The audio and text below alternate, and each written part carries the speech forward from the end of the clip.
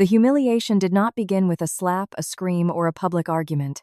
It began with something so small that most people would have dismissed it as insignificant: a seat inside a luxury car.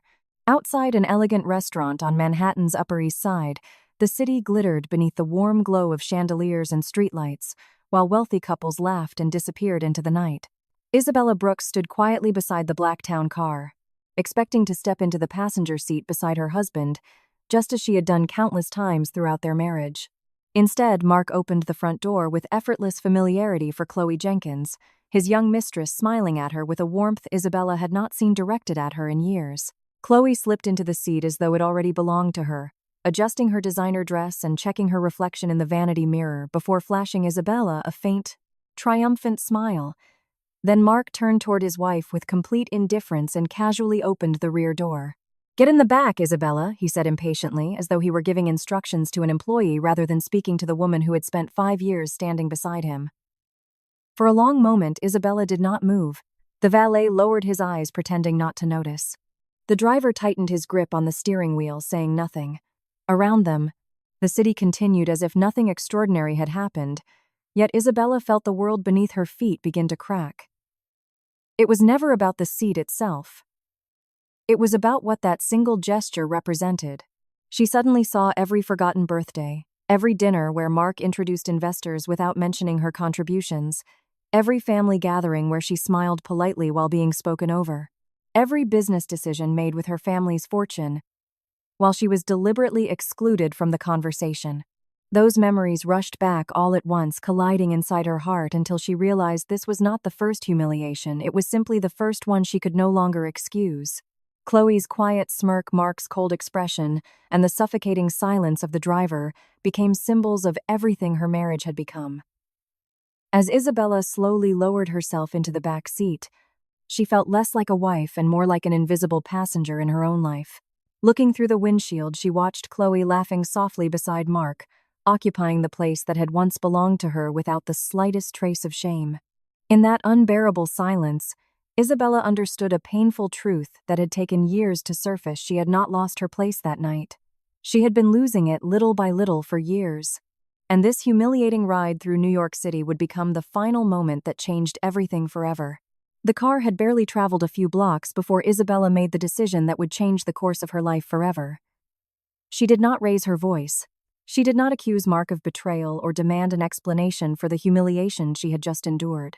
Instead, she sat quietly in the back seat watching the reflections of the city lights slide across the windows while Khloe laughed softly beside her husband as though Isabella no longer existed. The silence inside the car was almost unbearable, yet it was in that silence that something inside Isabella finally broke free. For years, she had convinced herself that patience would save her marriage, that love meant enduring disappointment, and that one more chance might bring back the man she had once married. But as Mark casually ignored her presence and Khloe comfortably occupied the place that had once been hers, Isabella realized there was nothing left to save. She leaned forward calmly and spoke with surprising authority.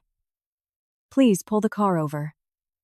The driver hesitated, glancing nervously into the rearview mirror, waiting for Mark's command. "Keep driving," Mark replied sharply, irritation filling his voice. Isabella did not argue. She simply repeated herself, her tone steady and unwavering. "Paul, pull the car over."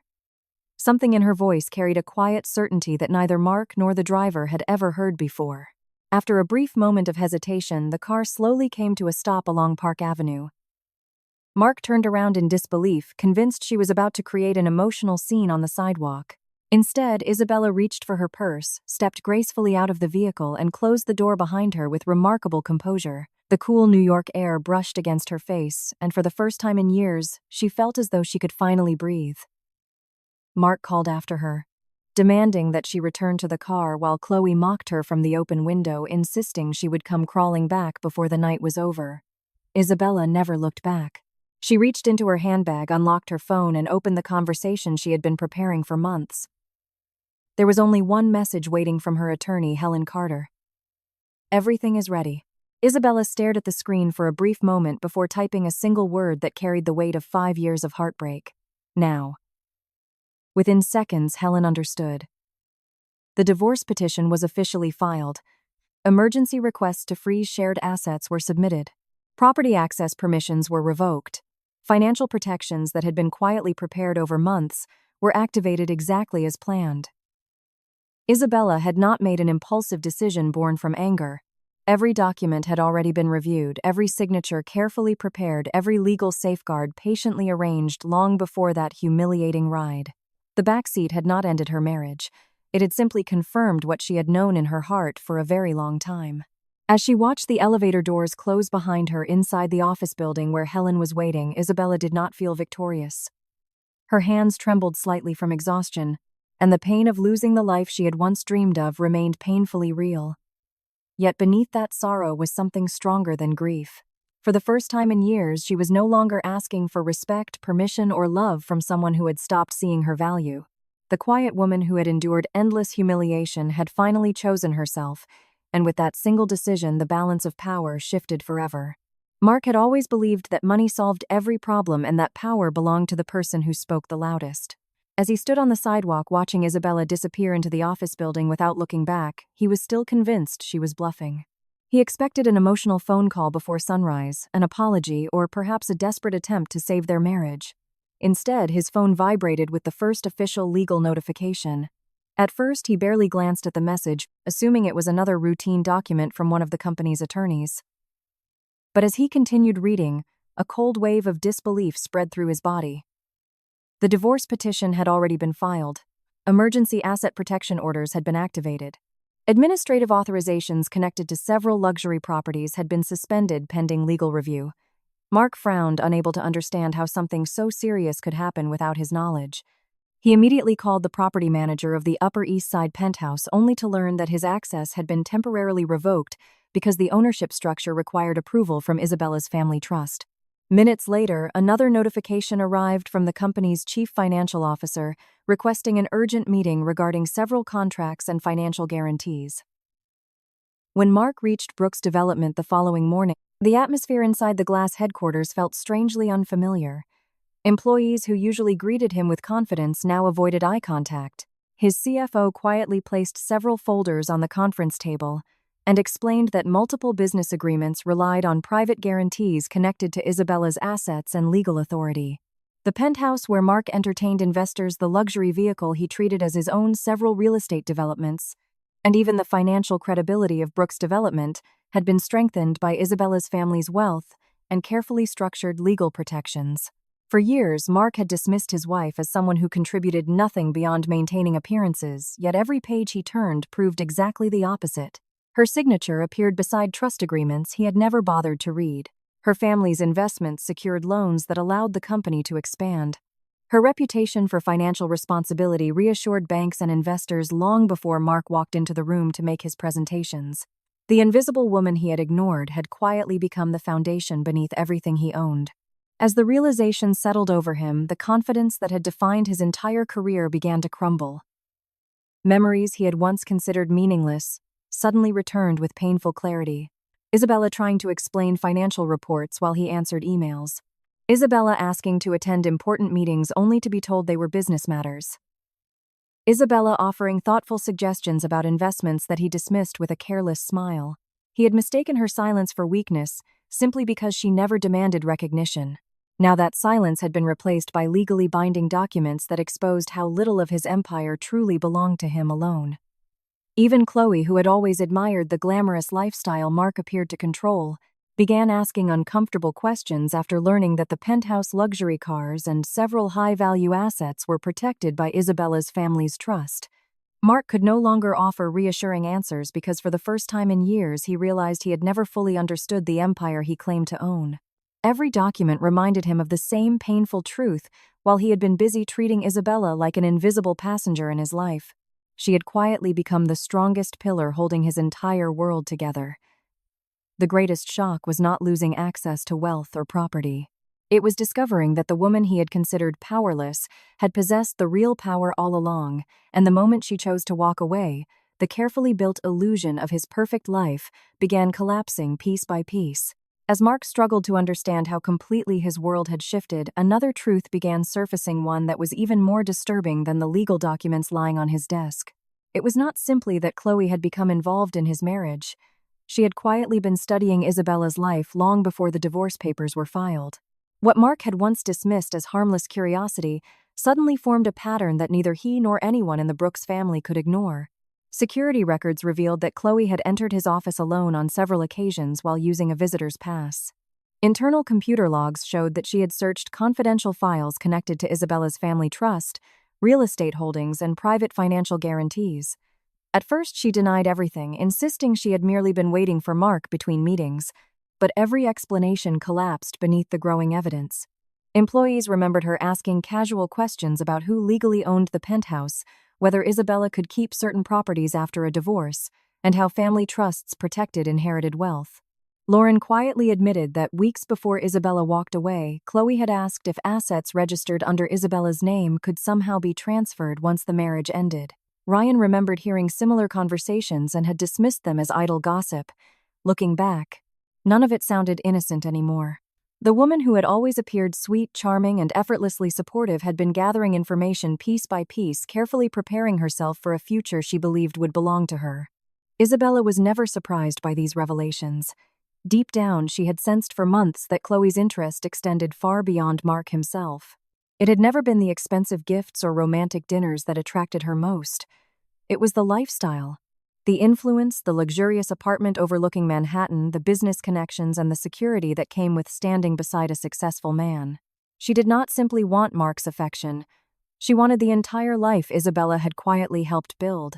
Even the humiliating moment inside the car suddenly carried a different meaning. Taking the front passenger seat had not been an impulsive act of arrogance. It had been a symbolic declaration that Khloe believed she had already replaced Isabella long before any divorce had become official. As more facts emerged, Mark found himself remembering conversations he had once laughed off. Khloe had often asked why Isabella's name appeared on so many legal documents if she did nothing. She had questioned why certain investments required Isabella's approval. She had even suggested that a successful businessman should never allow his wife to control important assets. At the time, Mark mistook those remarks for admiration and concern. Now he realized they had been carefully disguised attempts to measure how much of his wealth could eventually become hers. The illusion that Khloe had built around herself slowly crumbled. Beneath the polished smile, the soft voice, and the carefully crafted image of an understanding partner, stood a woman driven by ambition rather than love. Her charm had never been genuine compassion, but a calculated strategy to gain trust, secure influence, and eventually step into Isabella's place. Yet the greatest irony was that the life Khloe desperately wanted had never truly belonged to Mark alone. The fortune she admired, the penthouse she dreamed of living in, and the powerful reputation she hoped to inherit had all been strengthened by Isabella's quiet intelligence, her family's legacy, and years of invisible sacrifice. By the time Khloe finally understood that truth, the doors she had spent so long trying to unlock were already closing one by one. Instead of becoming the new mistress of a glamorous empire, she found herself standing outside a future built on illusions, while the woman she had underestimated walked away with something far more valuable than wealth, the dignity and strength that no legal document could ever transfer. The Brooks family expected Isabella to arrive broken, emotional, and desperate to negotiate. Instead, she walked into the grand dining room with quiet confidence, dressed in a simple ivory suit that needed no expensive jewelry to command attention. The marble floors, crystal chandeliers, and carefully arranged flowers reflected the wealth and prestige of a family that had spent decades protecting its image above everything else. Eleanor Brooks sat at the head of the long table with the authority of a woman accustomed to controlling every conversation, while Mark stood silently near the windows, unable to meet his wife's eyes. Ryan and Lauren exchanged uneasy glances, sensing that this gathering would not end with polite smiles and empty apologies. Even Khloe appeared unexpectedly convinced she still had the right to defend her place in Mark's life. For a long moment, no one spoke. They had prepared themselves for accusations, tears, or dramatic outbursts. What they received instead was something far more unsettling: complete composure. Isabella calmly took her seat without waiting for permission, folded her hands on the table, and looked at each person as though she were seeing them clearly for the first time. Eleanor broke the silence by criticizing Isabella for involving lawyers and embarrassing the family. Mark attempted to soften the situation, insisting they could still resolve everything privately. Khloe dismissed the divorce as an emotional overreaction caused by jealousy. Isabella listened without interrupting. When they had finally exhausted their excuses, she spoke in a calm voice that filled the room more powerfully than any scream ever could. You all believe this marriage ended because of one seat in one car, she said quietly. But the truth is that seat was only the last page of a story that began 5 years ago. The room fell silent. Isabella slowly turned toward Mark. She reminded him of the birthdays he forgot because business dinners mattered more, the charity galas where he introduced Khloe while pretending his wife had chosen not to attend the investment meetings, where she was deliberately excluded, despite her family's assets guaranteeing the very planned contracts being signed. She spoke about the evenings she waited alone for him to come home, the countless emails containing financial advice he never bothered to read, and the conversations he ended with a dismissive smile whenever she tried to become part of decisions that directly affected her own future. Then she faced Eleanor. Without anger or bitterness, Isabella recalled every subtle insult hidden beneath polite manners, every reminder that a good wife should remain quiet, every suggestion that intelligence in a woman was less valuable than obedience, every family gathering where she was expected to smile while being treated like an elegant decoration instead of a daughter-in-law. Eleanor tried to defend herself by calling those moments misunderstandings, but Isabella gently shook her head. Disrespect repeated often enough stops looking like an accident, she replied. It becomes a choice. Ryan lowered his eyes, remembering occasions when he had witnessed those moments but never spoken up. Lauren admitted she had noticed Isabella being left out for years but lacked the courage to challenge the family. Their silence became an unspoken confession that Isabella had never imagined the cruelty she experienced. She had simply endured it alone. Khloe, unable to tolerate losing control of the conversation, accused Isabella of destroying the family for money. Isabella finally looked directly at the younger woman with neither hatred nor jealousy in her expression. "You think I wanted your place?" she asked softly. "You spent months trying to take a life I was desperately trying to survive." Khloe's confident smile disappeared. Isabella continued without raising her voice. She explained that the front passenger seat had never mattered because true humiliation had begun years earlier when her opinions no longer mattered, when her sacrifices became invisible, and when her husband slowly replaced partnership with convenience. "I did not leave because another woman sat beside my husband," Isabella said, her eyes fixed on Mark. "I left because my own husband stopped seeing me long before she arrived." Those words struck the room with devastating force. Mark tried to apologize, insisting he had made mistakes but had never intended to hurt her so deeply. Isabella did not reject his apology yet, neither did she allow it to erase the past. "Intentions do not change consequences," she answered gently. "You did not lose your marriage because of one terrible night.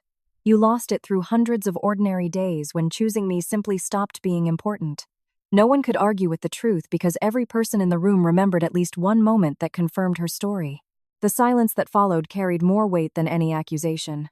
For the first time since entering the Brooks family, Isabella no longer felt like an unwanted guest waiting for permission to exist. She stood, placed the house keys and access cards neatly on the table, and looked around the room one final time. "I am not here for revenge," she said. "I am here to return everything that was never truly mine except the one thing none of you could ever take from me, my dignity." Without another word, she turned toward the door. Behind her, no one attempted to stop her. Mark remained frozen in place. Eleanor lowered her eyes in reluctant silence. Ryan and Lauren watched with quiet regret, and Khloe finally realized that the woman she had underestimated for so long had never been defeated at all. Isabella had simply been waiting until she no longer needed anyone's permission to walk away. The collapse of the Brooks empire did not begin with newspaper headlines or flashing television cameras. It began in quiet boardrooms, confidential legal meetings, and uncomfortable conversations behind closed doors. Within days of Isabella withdrawing her financial guarantees and legal authorizations, the carefully polished image of Brooks' development started showing cracks that had been hidden for years beneath luxury and confidence. Senior executives who had once approved projects without hesitation suddenly demanded legal reviews before signing new contracts. Banks requested updated documentation regarding trust-backed guarantees that had previously been accepted without question. Investors who had admired the company's stability began asking cautious questions about ownership structures and financial exposure. None of them accused Mark of wrongdoing. Yet every request carried the same unsettling message: they no longer viewed Brooks' development as untouchable. Inside headquarters, the atmosphere changed almost overnight.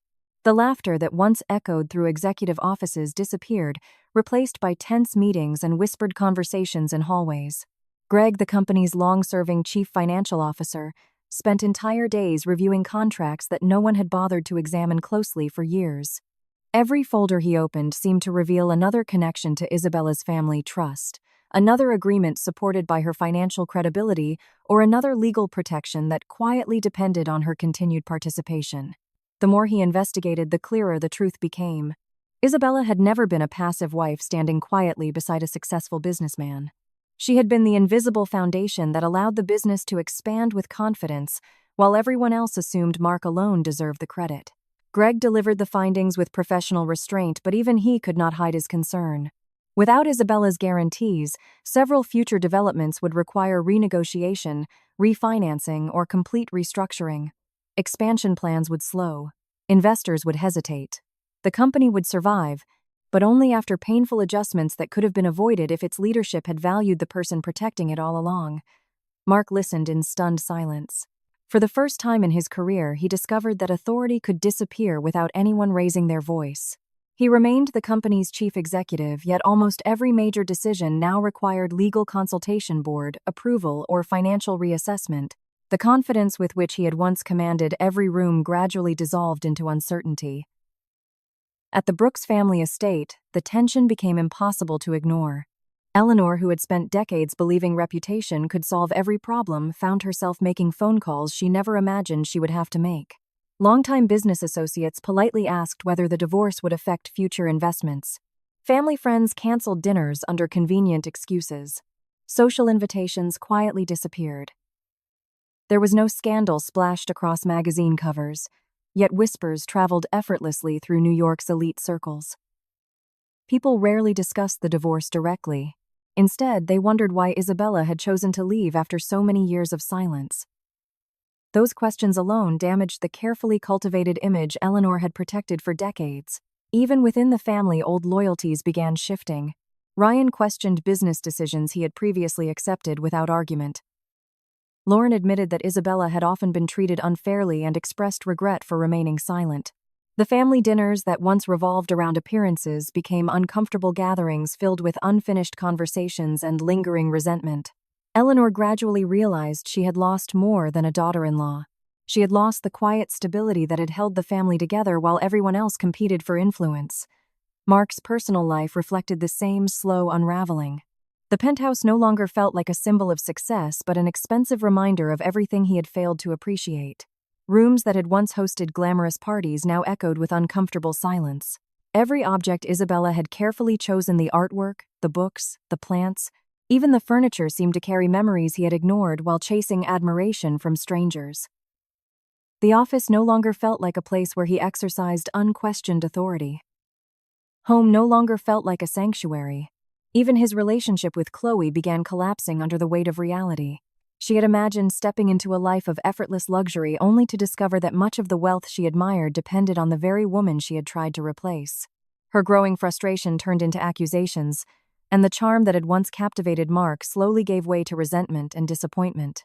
Their conversations became arguments about uncertainty, money, and broken promises instead of dreams about the future. Yet the most painful consequence could not be measured on financial reports or legal documents. It was the realization that Isabella's absence reached far beyond frozen assets or suspended property access. She had been the quiet force that brought balance to every room she entered, the calm voice that prevented reckless decisions, and the steady presence that made others believe the Brooks family represented strength and stability. The moment she chose to step away, the illusion of invincibility disappeared with her. The empire still stood its buildings, still touched the Manhattan skyline, and its name still carried influence in the business world. But everyone who looked closely could see the difference. It was no longer collapsing because of scandal or public disgrace. It was collapsing because the woman who had silently carried its weight for years had finally decided to put that burden down. And without her, the cracks that had always existed could no longer be hidden behind polished marble expensive suits or carefully rehearsed smiles. For the first time in his adult life, Mark Brooks found himself surrounded by silence that no amount of money could erase. The office that had once made him feel powerful now felt strangely hollow after everyone had gone home. The city lights outside his floor-to-ceiling windows still shimmered across Manhattan, but they no longer looked like symbols of success. They looked distant, cold, and completely indifferent to the ruins of the life he had built. Sitting alone behind his massive desk, Mark opened the black portfolio Isabella had left behind and then reached for his laptop almost without thinking. Something inside him refused to accept that the woman he had dismissed for years had simply disappeared from his life. He searched her name in his inbox, expecting to find only a handful of routine messages. Instead, hundreds of emails appeared on the screen, stretching back through 5 years of marriage. At first, he scrolled absent-mindedly, but as he began opening them one by one, his confidence slowly gave way to disbelief. There were carefully prepared financial reports. She had spent nights organizing thoughtful suggestions about investment risks, reminders about contracts, requiring legal review and invitations, asking if she could attend meetings beside him, because she wanted to understand the future they were supposedly building together. Nearly every message carried the same heartbreaking pattern. Isabella had written with patience, respect, and hope. His replies, when they existed at all, were painfully short. I'll look later. Not now. Leave it to the finance team. Sometimes there was nothing more than a thumbs-up emoji. Mark stared at the screen as though reading the story of someone else's marriage. He remembered each moment differently when it happened. Back then, he had convinced himself that he was simply busy, that Isabella understood that she preferred staying in the background. Only now did he realize that she had never chosen silence. She had been speaking to him for years while he simply stopped listening. As the hours passed, memories he had buried beneath meetings and business trips returned with unbearable clarity. He remembered Isabella waiting patiently in the living room with dinner growing cold because he had chosen another evening with clients. He remembered her asking if they could spend a weekend together in the Hamptons without discussing work, and how he canceled at the last minute because an investor wanted to play golf. He remembered her standing outside his office one afternoon, portfolio in hand, hoping to explain concerns about several legal agreements. Without even looking up from his phone, he had told her to leave those matters to people who understood business. That sentence echoed through his mind like a cruel confession. The woman he believed understood the least had understood everything long before he ever did. His gaze drifted across the empty office until it rested on an old photograph sitting quietly on a bookshelf. It had been taken during the early years of their marriage, long before success and pride had consumed him. Isabella was smiling beside him, not behind him, her hand resting lightly in his, while they laughed at something neither of them could probably remember anymore. Looking at the picture, Mark suddenly realized what had changed. Isabella had never stopped reaching for him. He had simply stopped reaching back. He had mistaken her loyalty for permanence, believing she would always be there no matter how carelessly he treated her. The affair with Khloe had not destroyed the marriage overnight.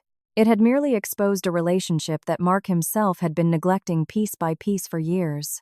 He had admired Khloe because she made him feel important, exciting, and admired, while overlooking the woman who quietly protected his reputation, strengthened his business, and defended him even when he did not deserve it. The realization was almost unbearable. Isabella had never competed for his attention because she believed love should never require competition. Instead, she fought for their marriage in quieter ways. Through conversations, he ignored letters. He never answered thoughtful advice. He never read, and endless acts of support he accepted as though they were obligations rather than gifts. Mark leaned back in his chair and covered his face with both hands.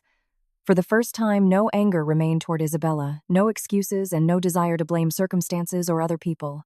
There was only regret, pure, humiliating, and impossible to escape. He understood that he had not simply lost a wife. He had lost the one person who believed in him before the world admired him, the woman who stood beside him when success was uncertain, who protected his future while asking for almost nothing in return except to be seen. Wealth could be rebuilt. Business setbacks could be negotiated. Even damaged reputations could recover with time. But the trust of someone who had loved him with quiet loyalty for 5 years was different. It could not be purchased, negotiated, or demanded. It had been offered freely, and he had thrown it away one ordinary day at a time. As dawn slowly broke over the city skyline, Mark closed the final email Isabella had ever sent him. The subject line simply read, "About us." He had never opened it until now. The final sentence was painfully simple. "I don't need a perfect husband, Mark. I only need to know that there is still a place for me beside you." Tears blurred his vision as he read those words again and again. Ironically, the place Isabella had begged to keep beside him had always been hers. It was Mark who had slowly pushed her away until there was nowhere left for her to stand. Only after losing her completely did he understand that the greatest failure of his life was not the collapse of his company or the loss of his fortune.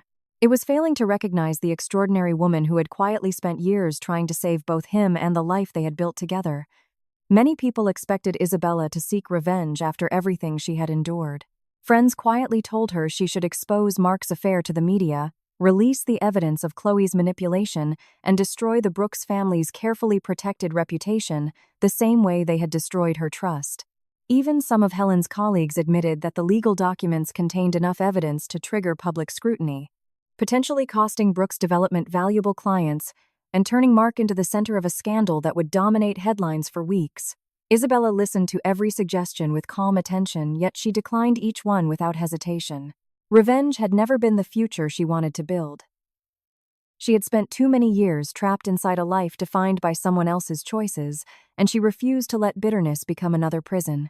"I don't need the world to hate him," she quietly told Helen one afternoon, as they reviewed the final stages of the divorce settlement. "I only need the law to protect what is mine." Those simple words surprised everyone in the room. Isabella understood that exposing every secret might satisfy temporary anger, but it would also force her to relive the deepest wounds of her marriage in front of strangers whose opinions meant nothing.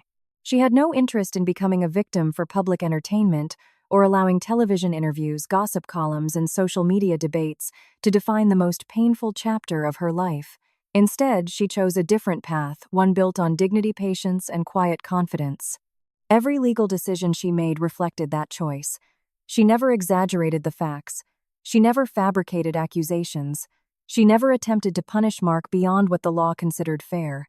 The evidence of his affair remained in the court files where it belonged, not splashed across newspapers or leaked online to satisfy curiosity. Khloe, who initially expected Isabella to launch a vicious public attack, found herself confused by the silence.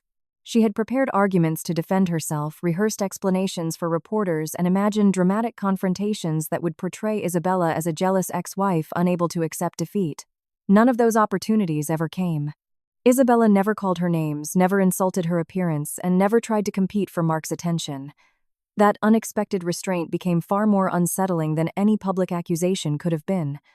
Without a scandal to hide behind, Khloe was left alone with the consequences of her own decisions. Mark experienced the same uncomfortable realization. He had almost convinced himself that Isabella would eventually lash out in anger, giving him a reason to portray both sides as equally responsible for the marriage's collapse. Instead, every action she took demonstrated remarkable self-control. She answered legal questions with honesty, attended every meeting on time, and spoke respectfully even when discussing moments that had broken her heart. Watching her maintain such composure forced Mark to confront a painful truth. The woman he had once dismissed as emotionally fragile possessed a quiet strength he had never truly appreciated. She no longer needed to prove that she had been wronged because her dignity spoke more loudly than any accusation ever could. In the months that followed, people throughout New York's business and social circles gradually learned about the divorce. Some were curious, others eager for gossip, but Isabella politely declined interviews, ignored rumors, and refused to comment beyond a simple statement that the marriage had ended respectfully through legal channels. Her silence frustrated those searching for drama. Yet it earned something far more valuable: respect. Investors, attorneys, and longtime acquaintances admired the grace with which she handled a deeply personal crisis. They noticed that while others argued, blamed, and defended themselves, Isabella focused on rebuilding her own future. She accepted new professional opportunities, strengthened relationships with people who had supported her sincerely, and devoted her energy to creating a life defined by purpose rather than resentment. Gradually, she discovered that true victory did not come from watching someone else fall. It came from refusing to fall with them. One evening, as she stood alone on the balcony of her new apartment overlooking the Manhattan skyline, Isabella reflected on everything she had left behind. She no longer felt anger toward Mark or hatred toward Khloe. The pain had not disappeared completely, but it no longer controlled her heart. She realized that revenge would have kept her emotionally tied to the people who had hurt her, while forgiveness, not forgiveness for their actions, but forgiveness that allowed herself to move forward, had finally set her free. The greatest lesson of her journey was not that kindness always wins, or that justice arrives quickly. It was that dignity is a form of strength few people truly understand. Anyone can seek revenge when they have been betrayed. It takes far greater courage to walk away with integrity, Protect what is rightfully yours through wisdom instead of rage, and refuse to allow someone else's cruelty to change the person you choose to become. In the end, Isabella did not defeat Mark or Khloe through public humiliation. She defeated the version of herself that had once believed love required endless sacrifice without respect. By choosing peace over vengeance and self-respect over bitterness, she achieved something neither wealth nor legal victories could ever provide: the quiet confidence of knowing she had survived without losing the goodness that had always made her extraordinary. 6 months after signing the final divorce papers, Isabella stood in front of the floor-to-ceiling windows of her new apartment as the first light of morning spread across the Manhattan skyline. The space around her was smaller than the mansion she had once called home, yet it felt infinitely larger because every corner reflected a choice she had made for herself. The furniture had been selected because she loved it, not because it impressed guests. Fresh flowers rested on the dining table simply because they made her smile. A bookshelf filled with finance, leadership, and psychology stood beside the window, reminding her that she had finally built a life where curiosity and ambition no longer needed permission. She picked up her car keys from the kitchen counter, walked downstairs, and climbed into her own vehicle. For a brief moment, she paused before starting the engine. Then she smiled quietly as she settled into the driver's seat. It seemed like such a simple act, yet it carried a meaning that words could barely describe. No one was choosing her seat anymore. No one was deciding where she belonged. She was finally driving her own life. Over the following months, Isabella poured her energy into a project that had grown from years of silent observation and personal experience. She founded a financial advisory firm dedicated to helping women understand investments, protect inherited assets, and build financial independence before life forced them to fight for it. Her seminars quickly attracted entrepreneurs, young professionals, single mothers, and women rebuilding their lives after painful relationships. She never spoke publicly about Mark or the Brooks family.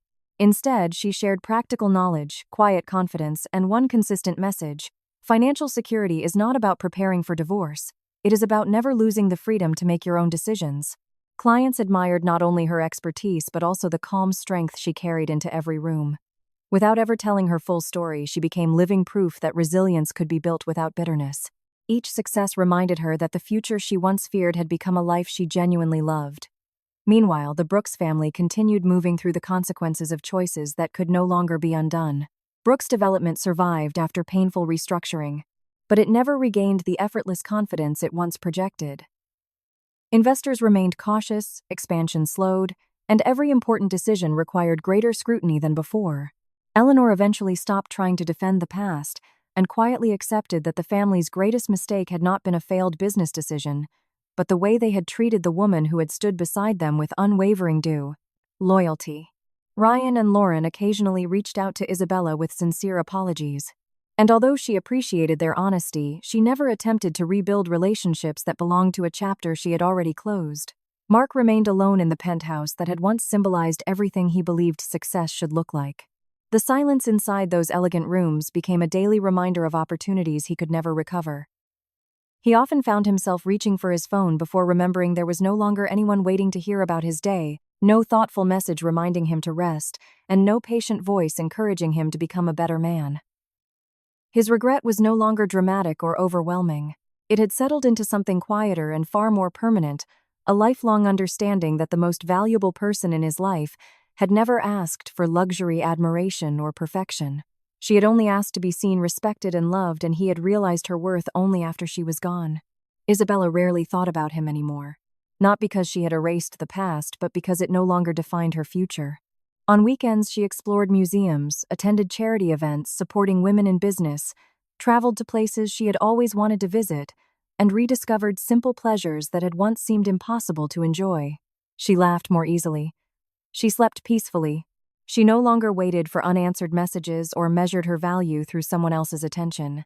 The greatest transformation was invisible to everyone except herself. She had stopped apologizing for taking up space. She no longer questioned whether her opinions deserved to be heard or whether her dreams were too inconvenient for someone else's ambitions. Every decision she made, from choosing a vacation destination to accepting a new business partnership, came from confidence rather than fear. One crisp autumn evening, Isabella returned from a successful conference where hundreds of women had applauded her closing speech. As she walked through Central Park, golden leaves drifted gently across the path ahead of her. She paused on a small bridge overlooking the lake, watching the reflection of the city shimmer peacefully across the water. For the first time in many years, she felt no desire to change the past. Every painful memory, every disappointment, every quiet tear had become part of the journey that led her to this moment. She realized that freedom rarely arrives with dramatic speeches or spectacular victories. More often it arrives quietly in the moment you stop asking permission to exist, the moment you stop chasing love from people who refuse to value you, and the moment you finally understand that your life belongs to you alone. Isabella smiled softly, took a deep breath, and continued walking toward the future without looking back. Behind her remained a marriage built on silence, pride, and missed opportunities. Ahead of her stretched a life filled with purpose, independence, and peace. In the end, she did not win because Mark lost everything. She won because she found herself again. And sometimes the most extraordinary love story is not about finding the right person. It is about becoming the person who finally knows they have always been enough.